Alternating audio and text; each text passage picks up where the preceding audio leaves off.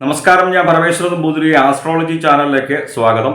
ഈ വരുന്ന മെയ് മാസത്തിലെ അശ്വതി ഭരണി കാർത്തിക കാല മേടക്കൂറുകാരുടെ ചന്ദ്രാനുള്ള ഫലത്തെക്കുറിച്ചാണ് ഞാൻ ഈ വീഡിയോയിൽ നിങ്ങളോട് സംസാരിക്കുന്നത്.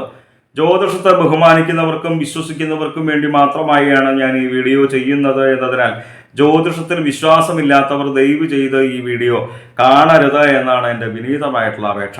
അപ്പോൾ അശ്വതി ഭരണി കാർത്തിക കാല മേടക്കൂറുകാർക്ക് ഈ വരുന്ന മെയ് മാസം സൂര്യൻ നിൽക്കുന്നത് 15-ാം തീയതി വരെ ജന്മത്തിലാണ്. അതിനുശേഷം 2-ലേക്ക് വരും. ജന്മത്തിൽ നിൽക്കുമ്പോഴും 2-ൽ നിൽക്കുമ്പോഴും സൂര്യനെ കൊണ്ട് അത്ര നല്ല ഫലത്തെയല്ല സൂചിപ്പിക്കുന്നത്.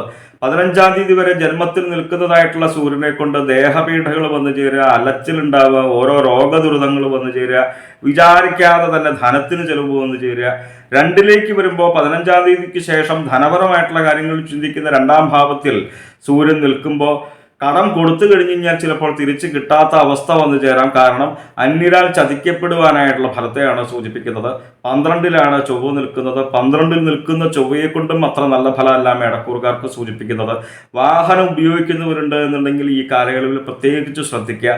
പലവിധേന ദുരിതങ്ങൾ വന്നു ചേരുക, ഒട്ടും വിചാരിക്കാതെ തന്നെ ദുർവ്യയം, ആവശ്യമില്ലാതെ തന്നെ പണത്തിന് ചെലവ് വന്നു ചേരുക, ഓരോ കാര്യങ്ങൾ വെറുതെ ആലോചിച്ച് മനസ്സ് വിഷമിക്കുക, മനോവിചാര വ്യാധികൾ വന്നു ചേരുക. അപ്പോ ജന്മത്തിലും 2-ൽ നിൽക്കുന്ന സൂര്യനെ കൊണ്ടും 12-ൽ നിൽക്കുന്ന ചൊവ്വയെ കൊണ്ടും അത്ര നല്ല ഫലമല്ലല്ലോ സൂചിപ്പിച്ചത്. അപ്പൊ സൂര്യനെ കൊണ്ടുള്ള മോശഫലത്തെ ഒഴിവാക്കുവാൻ വേണ്ടിയിട്ട് പ്രത്യേകിച്ച് ശ്രീ മഹാദേവനെ മനസ്സിരുത്തി പ്രാർത്ഥിക്കുക. നമ്മൾ കുടുംബത്തിൽ നിന്ന് നാമം ജപിക്കുമ്പോൾ പഞ്ചാക്ഷര നാമമൊക്കെ കുറച്ച് കൂടുതൽ ജപിക്കുക. അതുപോലെ തന്നെ കാളി കാളി മഹാകാളി ഭദ്രകാളി നമോസ്തുതേ കുലം ച കുലധർമ്മം ച മാം ച പാലയ പാലയ ഈ സ്തോത്രമൊക്കെ ജപിച്ചു കഴിഞ്ഞാൽ 12-ൽ നിൽക്കുന്നതായിട്ടുള്ള ചൊവ്വയെ കൊണ്ടുള്ള മോശഫലത്തെയും നമുക്ക് ഒരു പരിധിവരെ കുറയ്ക്കുവാനായിട്ട് സാധിക്കും. 11-ാം തീയതി വരെ ബുധൻ 12-ലാണ്. അതിനുശേഷം ജന്മത്തിലേക്ക് വരുന്നു. 12-ൽ നിൽക്കുന്ന ബുധനെ കൊണ്ടും ജന്മത്തിൽ നിൽക്കുന്ന ബുധനെ കൊണ്ടും കുറച്ച് കാര്യങ്ങൾ ശ്രദ്ധിക്കേണ്ടതുണ്ട്. അത്ര നല്ല ഫലത്തെ അല്ല സൂചിപ്പിക്കുന്നത്. ശത്രുക്കൾ നിമിത്തം തന്നെ ഉപദ്രവങ്ങൾ വന്നു ചേരുക, രോഗദുരിതങ്ങൾ വന്നു ചേരുക, ഇങ്ങനെയുള്ള ഒരു ഫലത്തെയാണ് 11-ാം തീയതി വരെ ബുധനെ കൊണ്ട് 12-ൽ നിൽക്കുമ്പോൾ സൂചിപ്പിക്കുന്നത്. ജന്മത്തിലേക്ക് വരുമ്പോൾ തൻ വാക്ക് പിഴ നിമിത്തം തന്നെ കലഹം ഉണ്ടാവുക, അലച്ചിലുണ്ടാവുക. തൻ വാക്ക് പിഴ നിമിത്തം തന്നെ കലഹം ഉണ്ടാവുക എന്ന് പറയുന്നത് തന്നെ ഇതും കൊണ്ട് തന്നെ നമുക്ക് മനസ്സിലാക്കുവാനായിട്ട് സാധിക്കും. നമ്മളുടെ വാക്കുകൾ നിമിത്തമാണ് കലഹം വന്നു ചേരുന്നത് എന്ന് മനസ്സിലാക്കി വളരെ നല്ല വാക്കുകൾ സംസാരിക്കുവാനായിട്ട് ശ്രമിക്കുക. അനാവശ്യമായിട്ട് മറ്റുള്ളവരുടെ കാര്യങ്ങളിൽ തന്നെ ഇടപെടാതിരിക്കുക, അനാവശ്യമായിട്ടുള്ള തർക്കങ്ങളിൽ ഏർപ്പെടാതിരിക്കുക. എന്തായാലും പല ഗ്രഹങ്ങളും ചന്ദ്രാനെ നോക്കുമ്പോൾ മോശഫലത്തെയാണ് മേടക്കൂറുകാർക്ക് സൂചിപ്പിക്കുന്നത് എങ്കിലും ഈ വ്യാഴമാറ്റം വളരെ നല്ല ഫലത്തെയാണ് സൂചിപ്പിക്കുന്നത്. മെയ് 1-ാം തീയതി തന്നെ ജന്മത്തിൽ നിൽക്കുന്നതായിട്ടുള്ള വ്യാഴം 2-ലേക്ക് വരികയാണ്. ജന്മത്തിൽ നിൽക്കുന്നതായിട്ടുള്ള വ്യാഴത്തെ കൊണ്ട് കലഹം ഉണ്ടാവുക, ബുദ്ധിമാന്ദ്യം ഉണ്ടാവുക, സ്ഥാനഭ്രംശം ഉണ്ടാവുക, ധനപരമായിട്ട് ചെലവുകൾ കൂടുക, ഇങ്ങനെയുള്ളതായിട്ടുള്ള മോശഫലത്തെയാണ് സൂചിപ്പിച്ചിരുന്നത് എങ്കിൽ ഇനി വരുന്നതായിട്ടുള്ള ഒരു വർഷ കാലയളവിലേക്ക് വളരെ നല്ല രീതിയിൽ തന്നെ ധനലാഭം വന്നു ചേരുക, ശത്രുപരമായിട്ടുള്ള ഒരു ഉപദ്രവങ്ങളും നമ്മളിലേക്ക് വന്നു ചേരാത്ത ഒരു ഗംഭീരമായിട്ടുള്ള ഫലം, ഈശ്വരാധീനം ഉള്ള കാലയളവ്, വിദ്യാഭ്യാസപരമായിട്ട് വിദ്യാർത്ഥികൾക്കൊക്കെ ആഗ്രഹിക്കുന്ന രീതിയിൽ തന്നെ വിദ്യാഭ്യാസം ലഭിക്കുക, വിദേശത്തേക്കൊക്കെ പോയി പഠിക്കുവാൻ ആഗ്രഹിക്കുന്നവർക്ക് അവർക്ക് വളരെ നല്ല രീതിയിൽ തന്നെ അതൊക്കെ ചെയ്യുവാനായിട്ട് സാധിക്കുക, വിദേശത്തേക്ക് പോകുവാനായിട്ട് സാധിക്കുക, ആഗ്രഹങ്ങളൊക്കെ പലതും നല്ല രീതിയിൽ തന്നെ നടക്കുന്നൊരു കാലയളവിനെയാണ് വ്യാഴം 2-ലേക്ക് വരുമ്പോൾ സൂചിപ്പിക്കുന്നത്. കടബാധ്യതകൾ അനുഭവിക്കുന്നവരുണ്ട് എന്നുണ്ടെങ്കിൽ ഈ ഒരു വർഷ കാലയളവിനുള്ളിൽ തന്നെ അവരുടെ കടബാധ്യതകളൊക്കെ ഒന്ന് ഒതുക്കുവാനായിട്ട് സാധിക്കും.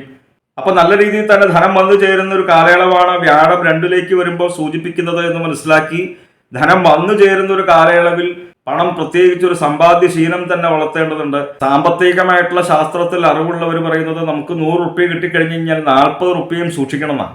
60 റുപ്യ നമുക്ക് ചെലവാക്കാൻ പാടുള്ളൂ അത്രേ. അപ്പൊ ഈ കാര്യങ്ങളൊക്കെ ശ്രദ്ധിക്കുക. ധനം വന്നു ചേരുമ്പോൾ ഒരു സമ്പാദ്യശീലമൊക്കെ വളർത്തുന്നത് മേടക്കൂറുകാർക്ക് നല്ലതാണ്. അത് പൊതുവെ എല്ലാവർക്കും നല്ലതാണ്. എങ്കിൽ പോലും വ്യാഴം 2-ലേക്ക് വരുമ്പോൾ ജന്മത്തിൽ നിൽക്കുന്നതായിട്ടുള്ള വ്യാഴത്തെ കൊണ്ടുള്ള മോശഫലം അല്ല വരുന്നത്. 2-ലേക്ക് വരുമ്പോൾ വളരെ നല്ല ഫലമാണ് മേടക്കൂറുകാർക്ക് വന്നു ചേരുന്നത് എന്ന് മനസ്സിലാക്കാൻ വേണ്ടിയിട്ടാണ് പ്രത്യേകിച്ച് എടുത്തു പറഞ്ഞത്.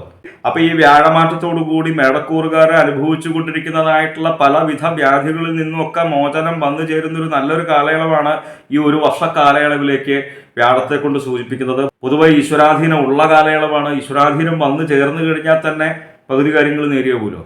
19-ാം തീയതി വരെ ജന്മത്തിലാണ് ശുക്രൻ നിൽക്കുന്നത്. അതിനുശേഷം 2-ലേക്ക് വരും. ജന്മത്തിൽ നിൽക്കുമ്പോഴും 2-ൽ നിൽക്കുമ്പോഴും ശുക്രനെ കൊണ്ടും വളരെ നല്ല ഫലത്തെയാണ് സൂചിപ്പിക്കുന്നത്. 19-ാം തീയതി വരെ ജന്മത്തിൽ നിൽക്കുന്ന ശുക്രനെ കൊണ്ട് ഭാര്യാഭർത്തൃ ബന്ധങ്ങൾ പിരിഞ്ഞു നിൽക്കുന്നുണ്ട് എന്നുണ്ടെങ്കിൽ ഈ കാലയളവിൽ അവരൊന്ന് ശ്രമിച്ചോളൂ, വീണ്ടും ഒന്നിച്ചു ചേരുവാനായിട്ടുള്ള ഫലത്തെ സൂചിപ്പിക്കുന്നു. രണ്ടിലേക്ക് വരുമ്പോൾ ധനധാന്യ സമൃദ്ധി ഉണ്ടാവുക, ബഹുമാന സിദ്ധി വന്നു ചേരുക, സന്തോഷമുള്ള കുടുംബത്തോടു കൂടി സുഖമായിട്ട് വസിക്കുക. കുറച്ചു കാലമായിട്ട് ശനി 11-ലാണ് എന്നും വളരെ നല്ല ഫലത്തെയാണ് സൂചിപ്പിക്കുന്നത് എന്നും പൊതുവെ മേടക്കൂറുകാർക്ക് തന്നെ അറിയാം. വളരെ നല്ല രീതിയിൽ തന്നെ ധനം വന്നു ചേരുക, നമ്മളുടെ പ്രതാപത്തിന് ആധിക്യം ഉണ്ടാവുക. പ്രതാപത്തിന് ആധിക്യം എന്ന് പറയുന്നത് നമ്മളുടെ ആയുസ്സും ഓജസ്സും തേജസ്സും ഒക്കെ കൂടുക, ലൗകികങ്ങളായിട്ടുള്ള സുഖങ്ങൾ അനുഭവിക്കുക. അപ്പൊ ഈ വ്യാഴം 2-ലേക്ക് വരുന്നതും ശനി 11-ൽ നിൽക്കുന്നതും ഒക്കെ വളരെ നല്ല ഫലത്തെയാണ് മേടക്കൂറുകാർക്ക് സൂചിപ്പിക്കുന്നത്. എന്തായാലും മേടക്കൂറുകാരുടെ ഗ്രഹപിഴാദോഷ പരിഹാരങ്ങൾക്ക് വേണ്ടിയിട്ട് നമ്മൾ ചെയ്യുന്നതായിട്ടുള്ള നാമജപാദികളും ക്ഷത്രദർശനാദികളും പുണ്യമായിട്ടുള്ള കർമ്മങ്ങളും തുടരുക. നമ്മൾ അറിയാതെ തന്നെ നമ്മളിലേക്ക് വന്നു ചേരുന്നതായിട്ടുള്ള പലവിധ ദുഃഖങ്ങളെയും ദുരിതങ്ങളെയും നമ്മളുടെ നാമജപത്തിലൂടെ, ഈശ്വര സേവയിലൂടെ, പുണ്യമായിട്ടുള്ള കർമ്മങ്ങളിലൂടെ നമുക്ക് തന്നെ കുറയ്ക്കുവാനായിട്ട് സാധിക്കും, മറികടക്കുവാനായിട്ട് സാധിക്കും എന്ന് മനസ്സിലാക്കുക. ജ്യോതിഷ സംബന്ധമായ സംശയ നിവാരണങ്ങൾക്കായി നിങ്ങൾക്ക് എന്നെ 628 220 18 72 എന്ന നമ്പറിൽ വിളിക്കാം. 9497095577 എന്ന നമ്പറിൽ വാട്സപ്പ് ഉണ്ട്. വാട്സപ്പിൽ നിങ്ങൾക്ക് നിങ്ങളുടെ ജനിച്ച സമയവും സ്ഥലവും ഡേറ്റ് ഓഫ് ബർത്തും ഒക്കെ അയച്ചു തരികയാണ് എങ്കിൽ നിങ്ങളുടെ ഗ്രഹസ്ഥിതി ഉണ്ടാക്കി ഇപ്പോഴത്തെ മഹാദശയും ദശാപഹാരവും നമുക്ക് മനസ്സിലാക്കുവാനായിട്ട് സാധിക്കും. നേരിട്ട് കാണുവാനാണ് എങ്കിൽ ചോറ്റാനിക്കര ഭഗവതിയുടെ പടിഞ്ഞാറേ നടയിൽ ബൈപ്പാസിന് സമീപമുള്ള ജ്യോതിഷാലയത്തിൽ വരാവുന്നതാണ്. 628 220 18 72 എന്ന നമ്പറിൽ മാത്രം വിളിക്കാൻ ശ്രമിക്കുക. നന്ദി, നമസ്കാരം.